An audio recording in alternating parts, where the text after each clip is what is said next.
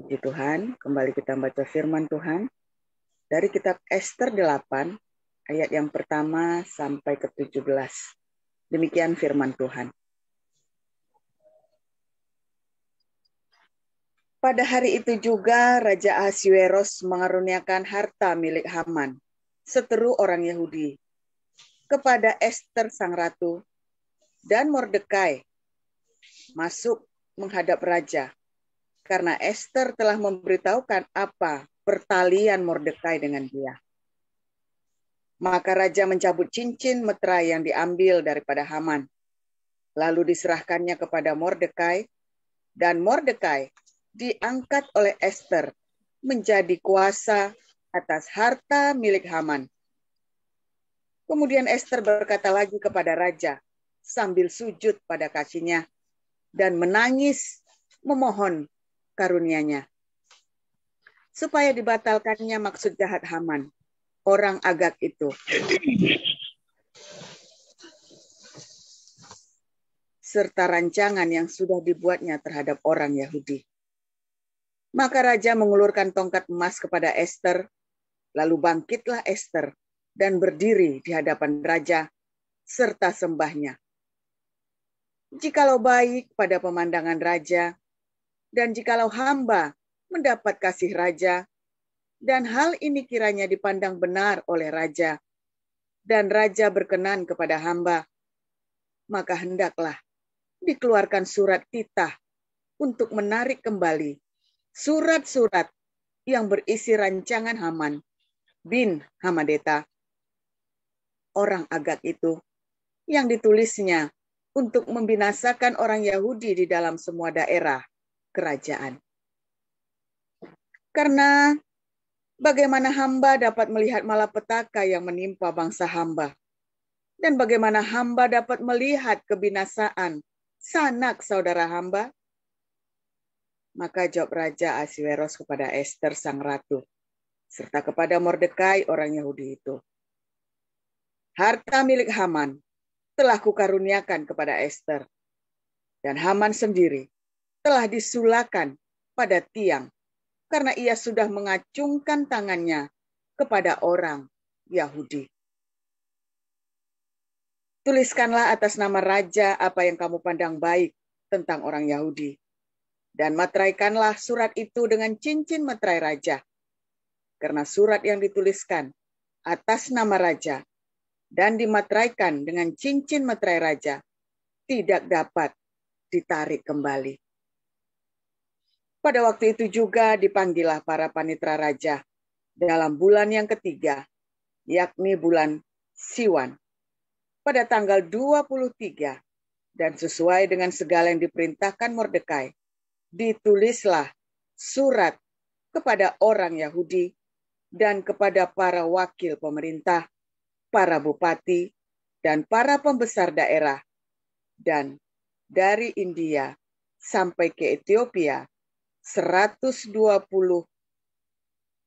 daerah, kepada tiap-tiap daerah menurut tulisannya, dan kepada tiap-tiap bangsa menurut bahasanya, dan juga kepada orang Yahudi menurut tulisan dan bahasanya. Maka ditulislah pesan atas nama Raja Ahasiweros dan dimeteraikan dengan cincin meterai raja, lalu dengan perantaraan pesuruh-pesuruh cepat yang berkuda, yang mengendarai kuda kerajaan, yang tangkas, yang diternakkan di perkudaan, dikirimkanlah surat-surat yang isinya raja mengizinkan orang Yahudi di tiap-tiap kota untuk berkumpul dan mempertahankan nyawanya, serta memunahkan, membunuh, atau membinasakan segala tentara, bahkan anak-anak dan perempuan-perempuan dari bangsa dan daerah yang hendak menyerang mereka, dan untuk merampas harta miliknya. Pada hari yang sama di segala daerah Raja Ahasiweros, pada tanggal 13 bulan yang ke-12, yakni bulan Adar, Salinan pesan tertulis itu harus diundangkan di tiap-tiap daerah, lalu diumumkan kepada segala bangsa, dan orang Yahudi harus bersiap-siap untuk hari itu akan melakukan pembalasan kepada musuhnya. Maka dengan terburu-buru dan tergesa-gesa, berangkatlah pesuruh-pesuruh cepat yang mengendarai kuda kerajaan yang tangkas itu atas titah raja, dan undang-undang itu dikeluarkan di dalam benteng Susan. Dan Mordekai keluar dari hadapan raja dengan memakai pakaian kerajaan daripada kain ungu tua dan kain lenan, dengan memakai tajuk emas yang mengagumkan, serta jubah daripada kain lenan halus dan kain ungu muda. Maka kota Susan pun bertempik soraklah dan bersukaria. Orang Yahudi telah beroleh kelapangan hati dan sukacita, kegirangan dan kehormatan. Demikian juga di tiap-tiap daerah dan di tiap-tiap kota, di tempat manapun titah dan undang-undang raja telah sampai. Ada sukacita dan kegirangan di antara orang Yahudi, dan perjamuan serta hari gembira. Dan lagi, banyak dari antara rakyat negeri itu masuk Yahudi, karena mereka ditimpa ketakutan kepada orang Yahudi. Demikian. Ya, silakan Bu Sharma lanjutkan. Baik, saya akan bacakan kebenaran firman Tuhan dari Kisah Para Rasul 9 ayat 1 sampai 8. 18. Sampai Ayat 1 sampai 18. 18. Oke. Beginilah firman Tuhan. Sementara itu berkobar-kobar hati Saulus untuk mengancam dan membunuh murid-murid Tuhan. Ia menghadap imam besar dan meminta surat kuasa daripadanya untuk dibawa kepada majelis Yahudi di Damsyik, supaya jika ia menemukan laki-laki atau perempuan yang mengikuti jalan Tuhan, ia menangkap mereka dan membawa mereka ke Yerusalem.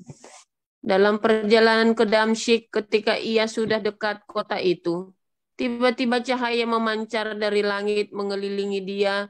Ia rebah ke tanah, dan kedengaranlah olehnya suatu suara yang berkata kepadanya, "Saulus, Saulus, mengapakah engkau menganiaya aku?" Jawab Saulus, "Siapakah engkau?"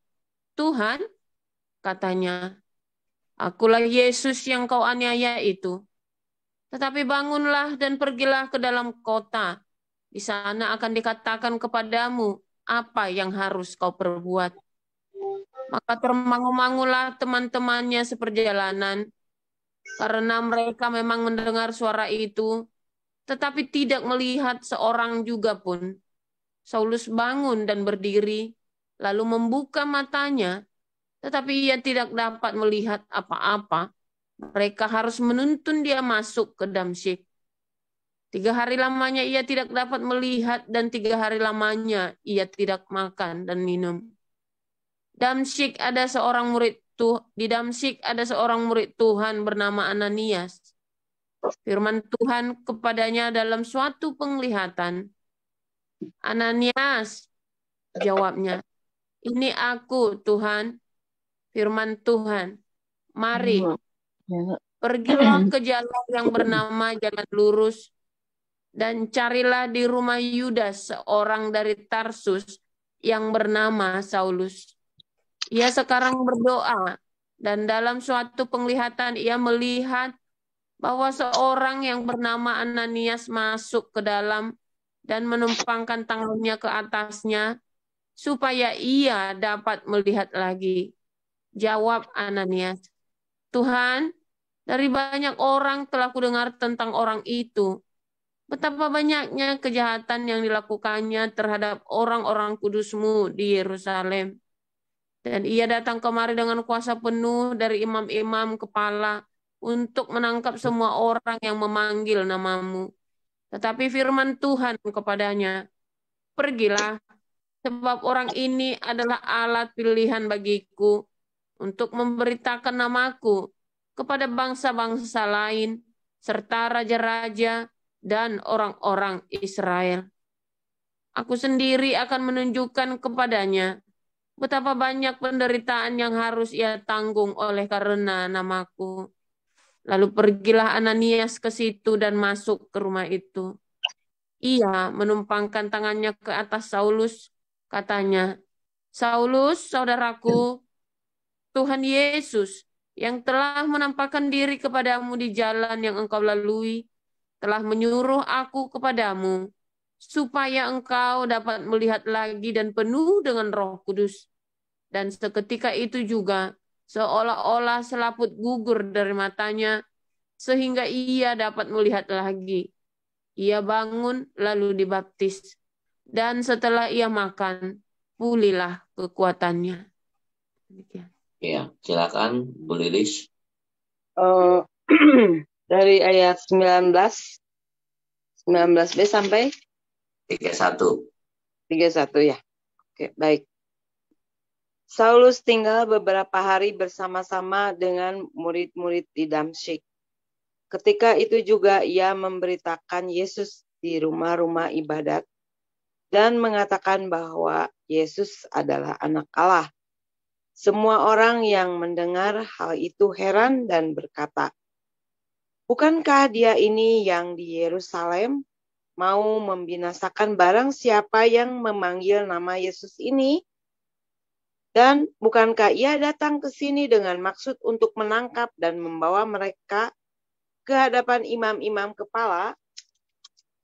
Akan tetapi Saulus semakin besar pengaruhnya, dan ia membingungkan orang-orang Yahudi yang tinggal di Damsyik karena ia membuktikan bahwa Yesus adalah Mesias.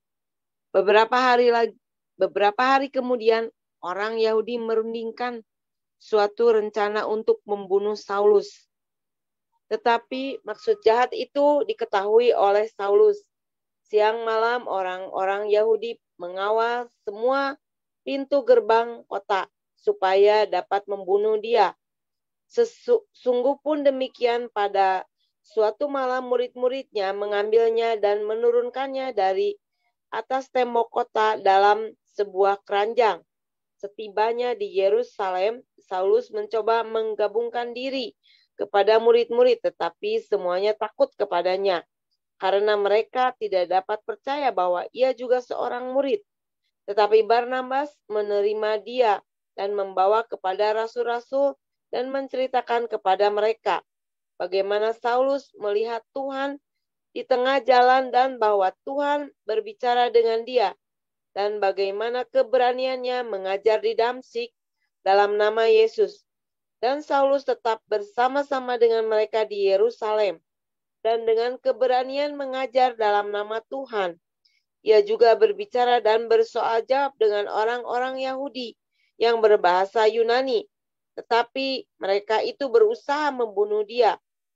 Akan tetapi setelah hal itu diketahui oleh saudara-saudara anggota jemaat, mereka membawa dia ke Kaisaria dan dari situ membantu dia ke Tarsus. Selama beberapa waktu, jemaat di seluruh Yudea, Galilea, dan Samaria berada dalam keadaan damai. Jemaat itu dibangun dan hidup dalam takut akan Tuhan. Jumlahnya makin bertambah besar oleh pertolongan dan penghiburan Roh Kudus. Iya, silakan Pak Utomo lanjutkan. Pada waktu itu, Petrus berjalan keliling mengadakan kunjungan kemana-mana. Dalam perjalanan itu, ia singgah juga kepada orang-orang kudus yang di Lida. Di situ didapatinya seorang bernama Eneas yang telah 8 tahun terbaring di tempat tidur karena lumpuh. Kata Petrus kepadanya, Eneas, Yesus Kristus menyembuhkan engkau. Bangunlah dan bereskanlah tempat tidurmu. Seketika itu juga bangunlah orang itu. Semua penduduk Lida dan Saron melihat dia, lalu mereka berbalik kepada Tuhan. Di Yope ada seorang murid perempuan bernama Tabita, dalam bahasa Yunani Dorcas. Perempuan itu banyak sekali berbuat baik dan memberi sedekah. Tetapi pada waktu itu ia sakit lalu meninggal. Dan setelah dimandikan, mayatnya dibaringkan di ruang atas. Lida dekat dengan Yope. Ketika murid-murid mendengar bahwa Petrus ada di Lida, maka mereka menyuruh 2 orang kepadanya dengan permintaan, segeralah datang ke tempat kami. Maka bergemaslah Petrus dan berangkat bersama-sama dengan mereka. Setelah sampai di sana, ia dibawa ke ruang atas, dan semua janda datang berdiri dekatnya, dan sambil menangis mereka menunjukkan kepadanya semua baju dan pakaian yang dibuat Dorcas waktu ia masih hidup. Tetapi Petrus menyuruh mereka semua keluar. Lalu ia berlutut dan berdoa. Kemudian ia berpaling ke mayat itu dan berkata, Tabita, bangkitlah. Lalu Tabita membuka matanya, dan ketika melihat Petrus, ia bangun lalu duduk. Petrus memegang tangannya dan membantu dia berdiri. Kemudian ia memanggil orang-orang kudus beserta janda-janda, lalu menunjukkan kepada mereka bahwa perempuan itu hidup. Peristiwa itu tersiar di seluruh Yope dan banyak orang menjadi percaya kepada Tuhan. Kemudian daripada itu Petrus tinggal beberapa hari di Yope di rumah seorang yang bernama Simon, seorang penyamak kulit. Demikian. Iya, terima kasih untuk para rektor, Ibu Neliana, Bu Sarma, Bu Lilis, dan Pak Utomo. Kita akan mendengarkan renungan firman Tuhan pagi hari ini dengan judul Skenario Tuhan. Silakan Pak Surpaul. Haleluya, luar biasa. Saudara, firman Tuhan akan selalu baru bagi setiap orang yang menanti-nantikan Tuhan dengan sungguh-sungguh, saudara ya. Saudara, berapa hari ya saya banyak orang curhat sama saya, saudara, bagaimana hidupnya dipulihkan ketika mereka mendengarkan firman Tuhan. Kok persis seperti saya ya, yang Pak Paul ngomong. Ya, ini pastor kok ngomong seperti saya. Ya pasti, saudara ya. Bukan saya ngomong seperti Anda, tapi Anda respon dengan firman Tuhan, sehingga firman itu nyata dalam hidupmu, saudara. Bukan saya yang hidupnya seperti Anda, bukan. Karena Anda datang ke tempat ini, ya kita bersama-sama mendengar firman Tuhan, Anda meresponinya dengan positif. Anda meresponinya dengan benar. Sehingga Anda mendapatkan rema. Kok seperti saya ya? Nah, itu yang namanya rema, saudara ya. Nah, saudara, tentu saja setiap orang mendapat rema sendiri-sendiri, saudara ya.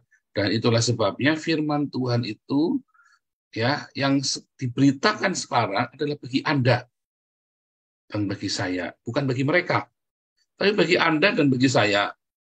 Karena itulah kita hari ini mendengar, bukan mereka yang dengar. Jadi jadikanlah firman Tuhan ini adalah menjadi perkataan Tuhan buat kita, bukan buat mereka. Ya, makanya Anda dengar hari ini. Penting, saudara ya. Kalau mereka yang dengar, ya itu buat mereka. Kalau Anda yang dengar, berarti ini buat Anda. Jangan dilempar ke orang lain lagi. Anda dulu harus menikmati, harus menjalani. Saudara, di dalam kehidupan kita tentu semua mengalami proses, ya saudara ya.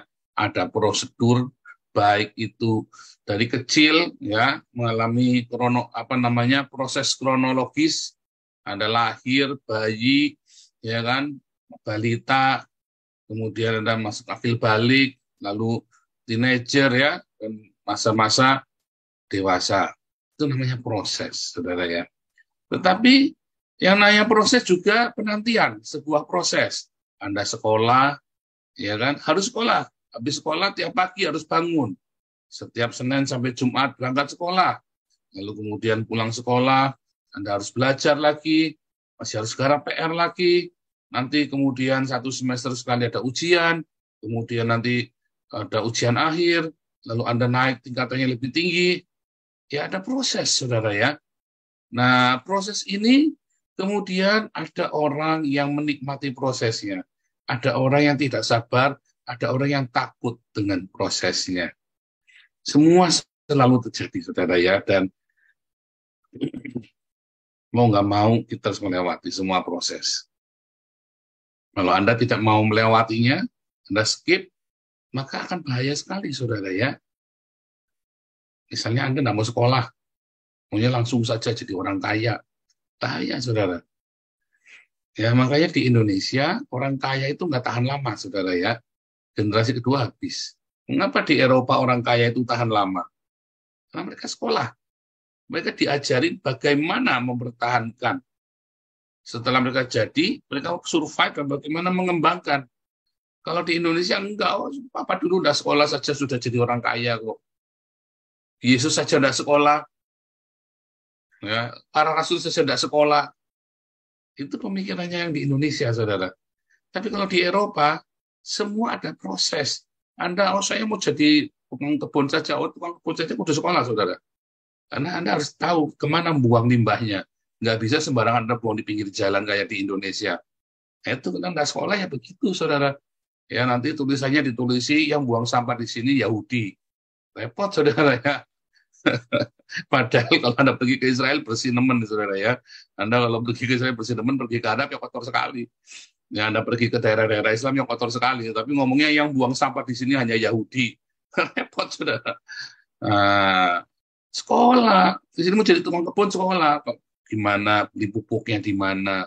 Ya apa yang boleh, apa yang tidak boleh. Nggak boleh sembarangan semprotin baygon, semprotin pestisida. Sang ngamuk tetangganya laporin polisi nanti, saudara ya. Jadi tukang kebun ada sekolah, buang sampahnya di mana, buang limbahnya di mana. Ya, apa yang boleh Anda mau gali tanaman, mau nanam apa, jangan nanam pohon beringin, saudara. Diamuk sama tetanggamu. Nanam bambu Cina, saudara, di halaman. Tetanggamu sang ngamuk lapor polisi nanti, saudara ya. Apa yang boleh, apa yang nggak boleh, itu dia cari. Anda mau jadi apa? Tukang sampah. Oh, tukang sampah sekolah juga, saudara. Tukang sampah aja sekolah. Kalau nggak ada bagaimana mengoperasikan mobilnya gede banget, mobil sampahnya, masuk jalannya kecil banget, saudara ya. Lalu dia masih tongnya itu diangkat diuncalkan begitu ya. Pakai mesin itu, bukan pakai tangan, saudara. Mestinya ngangkat diuncalkan juga, taruh bisa urut aja bisa begitu rapi. Kalau Anda nggak sekolah, ya pada pecah semua itu tongnya, saudara.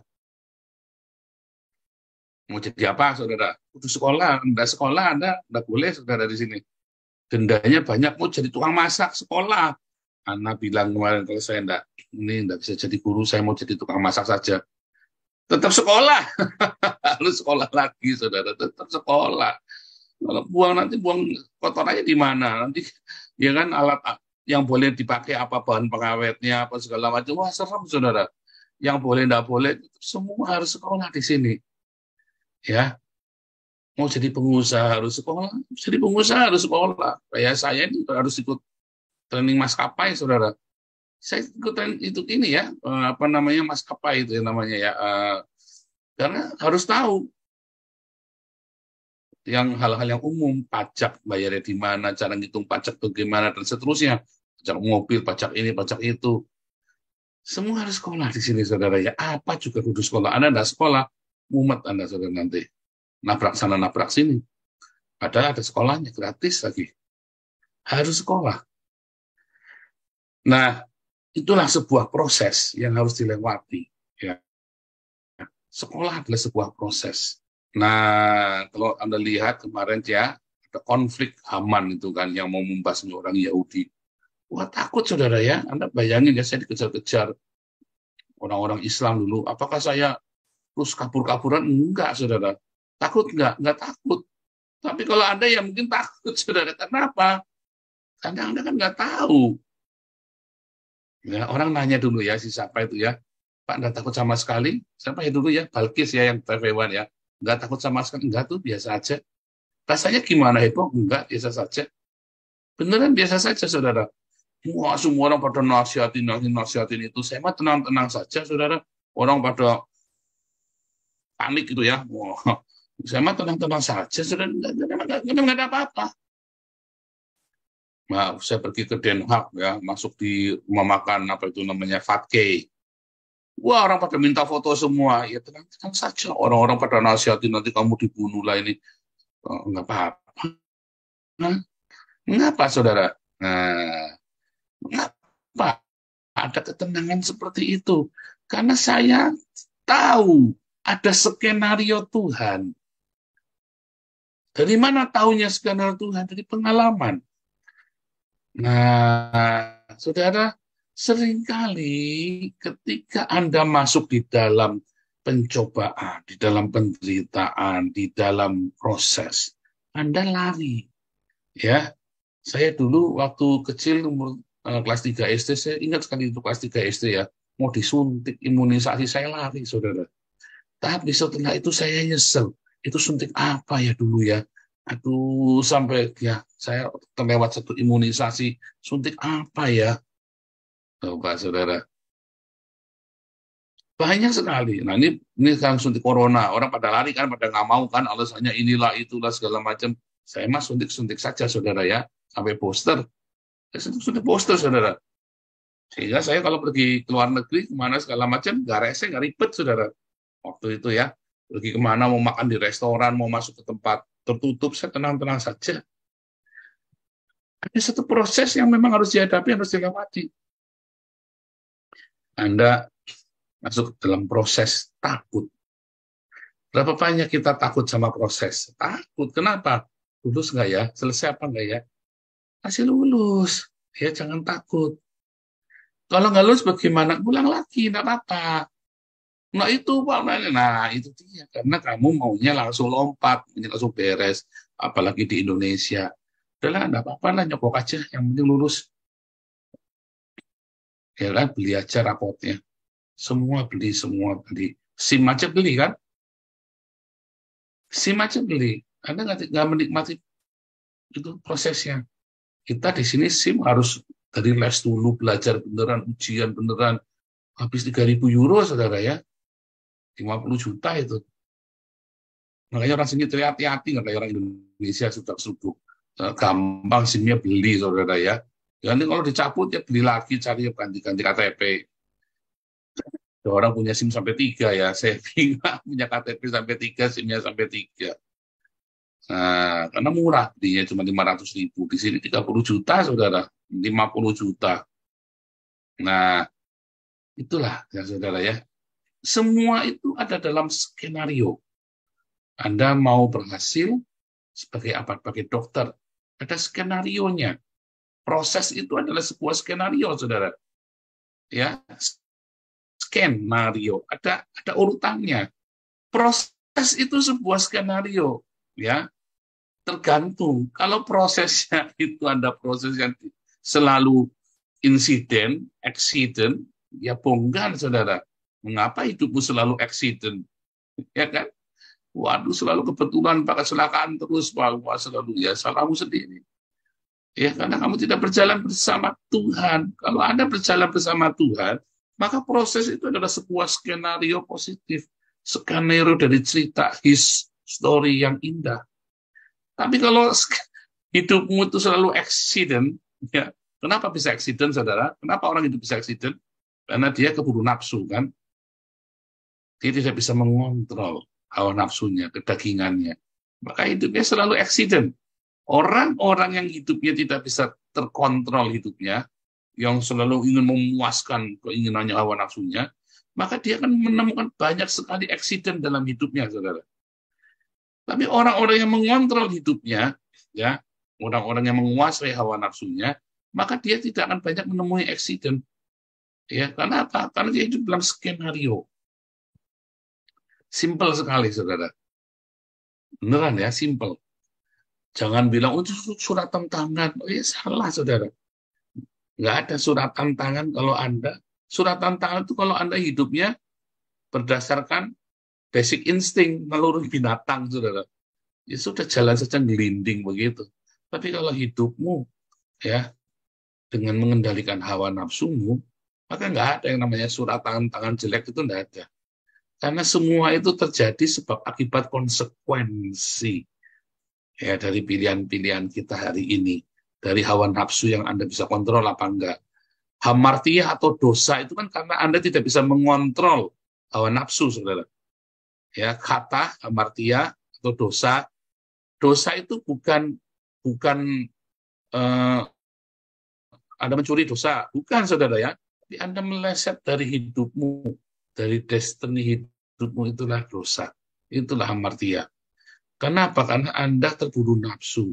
Anda mau menikah, wah, pokoknya di-booking dulu. Akhirnya Anda begitu di-booking, udah di DP, udah nyesel, saudara. Begitu udah menikah, ya terlanjur, kejebak, Pak, jeblos, nyeselnya minta ampun. Ya, nggak yang laki-laki, nggak yang perempuan. Karena nggak bisa menguasai hawa nafsu. Ya, beli barang, atau apa saja, saudara. Anda marah di pinggir jalan, Anda ngaplokin anak Anda, keburu nafsu, saudara. Sehingga anak Anda jadi berendam dan Anda nyesel. Nah, makanya jangan pernah menghukum anak ketika Anda lagi emosi. Tenang dulu. Sudah, kalau perlu tidur dulu, saudara. Bangun, anaknya baru dipukul. Sehingga anak mukulnya itu dengan terukur. Kalau nggak accident semua, insiden dan accident, saudara. Sebab Anda tidak bisa menguasai nafsunya, itulah dosa. Kamu hidup dalam skenario yang tidak terskenario. Ya kan? Nah, tapi coba Anda lihat ya, bagaimana Paulus bertobat. Kan sama seperti kondisinya dengan Haman yang ingin membinasakan orang-orang Yahudi, katanya dia sendiri yang dibinasakan. Lihat, malah Mordekai-nya dijadikan Perdana Menteri, saudara. Gantiin Haman. Kekayaannya Haman diberikan kepada keluarganya Esther. Diawali dari cerita yang buruk, dari cerita yang menyeramkan, ancaman, tantangan, intimidasi, ketakutan. Tetapi orang-orang ini, Esther, Mordekai, dan seluruh orang Yahudi, mereka berpuasa. Apa itu puasa? Dia kontrol hawa nafsunya, saudara. Ya, dia meminta, merendahkan hatinya kepada Tuhan. Berpuasa, saudara.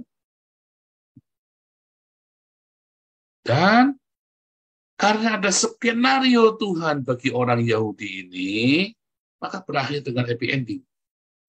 Mau seburuk apapun kejadiannya, berakhir dengan happy ending, saudara. Karena ada Roma 8 ayat 28, Tuhan turut bekerja dalam segala sesuatu untuk mendatangkan kebaikan bagi orang-orang yang mengasihi Dia. Rasul Paulus, dulu namanya Saulus. Saulus ini datang dengan kuasa, ya, surat kuasa dari para imam, ya, untuk mempersekusi, menganiaya murid-murid Yesus. Semua orang takut sama beliau. Bukan takut, saudara ya. Orangnya pinter, ya kan. Saya ingat itu ya, ada filmnya itu ya, filmnya zamannya Hitler itu, namanya Bastard ya, Bastard itu ya. Itu ada satu pemburu Yahudi. Wah, pemburu Yahudi, dia bisa mencium Yahudi dalam berapa kilometer ya. Dia bisa tahu bagaimana cara berpikirnya orang Yahudi ketika bersembunyi. Nah, ini Rasul Paulus ini dulunya Saulus adalah pemburu Yahudi, pemburu orang Kristen, saudara. Pemburu pengikut Kristus. Serem ya, saudara ya. Ditakuti. Tapi bagaimana ya Pak Tuhan membuat Saulus ini di dalam masuk dalam skenarionya, his story, ya, untuk akhirnya mengembangkan pengajaran jalan Tuhan ini kepada bangsa-bangsa. Dipakai itu dari cerita awal yang buruk. Nah, demikian juga hidup kita. Tadi ada Haman yang berusaha mencelakakan, ada Saulus yang berusaha mencelakakan. Haman yang berusaha mencelakakan orang Yahudi, ada Saulus yang berusaha mencelakakan orang Kristen. Ya, tetapi Tuhan justru pakai mereka dalam skenario-nya. Ya, untuk menganiaya tingkat komunitas Yahudi dan komunitas Kristen, saudara. Walaupun kelihatannya deg-degan, sama ya, saya kelihatannya deg-degan.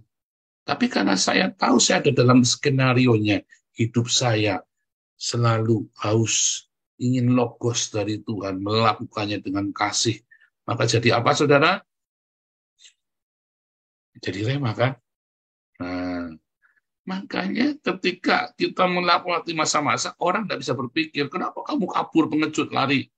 Coba, kalau saya tidak ada di Belanda, bisa nggak kita bikin Bun Pagi, Damar Kasih, Damari, segala ruah? Nggak bisa, saudara. Coba mana ada YouTuber yang bisa bikin begini?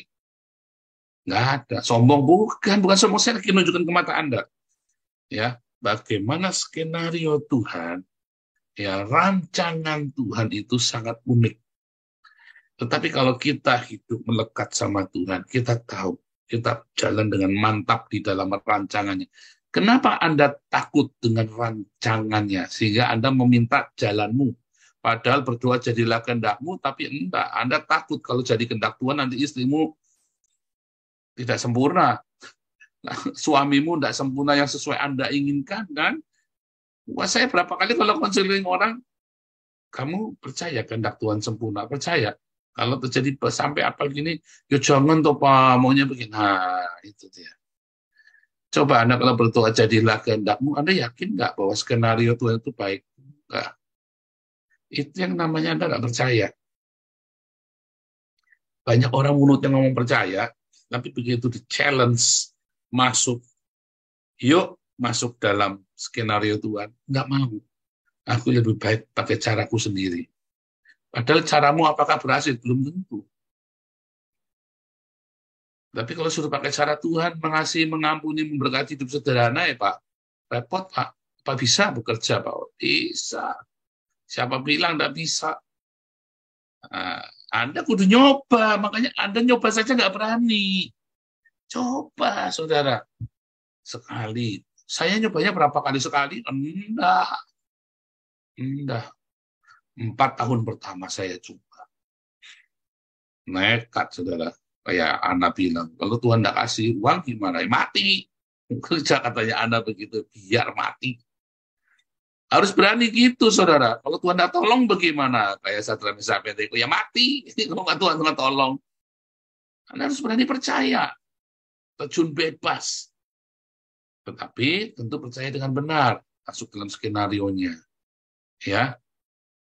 Satu, hidup Anda kudu benar dulu. Diberesin. Kalau Anda masih berdosa, bertobat dulu. Lalu Anda harus menuai apa yang Anda tabur. Ya. Menuai apa yang Anda tabur. Kejahatan, kebaikan biasanya udah hilang semua kalau Anda sudah dalam kondisi bangkrut. Tetapi Anda menuai yang Anda tabur. Makanya dalam kondisi bangkrut, dalam kondisi terpuruk pun, tetaplah berdiakonia, saudara. Supaya ada kabar sukacita di tengah-tengah kabar buruk. Ada responnya yang benar. Berani tidak percayakan hidupmu sama Tuhan. Tidak usah nyokok polisi. Tidak usah Anda utang-utang sana-sini. Kalau sampai gagal gimana? Kalau sampai anak sekolah tidak bisa ujian gimana? Saya enggak. Anda pernah nggak sampai di titik itu? Ya, kami semua melewati pernah sampai di titik yang mentok sudah. Mentok, nggak ada pertolongan, saudara. Lalu gimana? Kelihatannya gagal kan? Saya mau berangkat ke Belanda, kelihatannya gagal, saudara. Mau ke Eropa ya, duitnya nggak ada, malah diuber-uber, nggak pegang duit. Jalanin dulu, saudara. Berani nggak Anda melangkah dengan iman? Ya kan kalau nggak pegang duit serupiah, aku ya udah berani tuh Pak. Nah itu, Anda kan kudu melangkah, terus berjalan di atas air. Berani nggak melangkah? Melangkah dulu.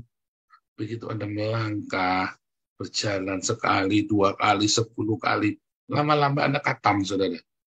Dan ketika Anda masuk dalam skenario Tuhan, mantap, Anda tahu itu skenario Tuhan.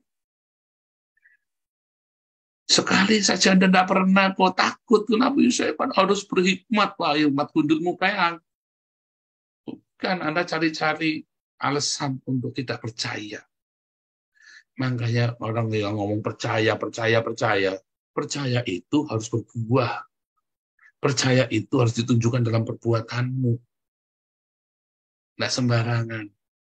Masuklah dalam skenario-nya, turuti skenario-nya.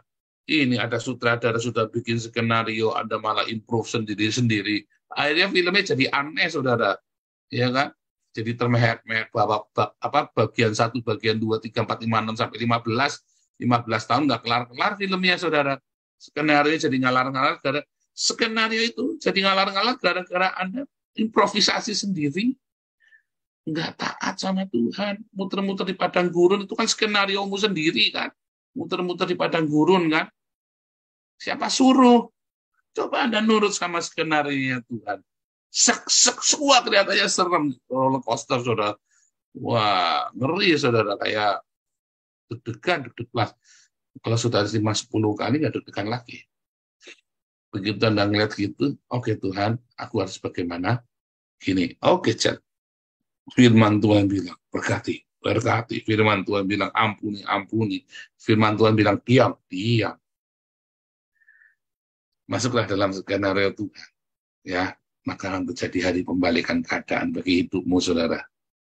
Ya, Tuhan Yesus memberkati.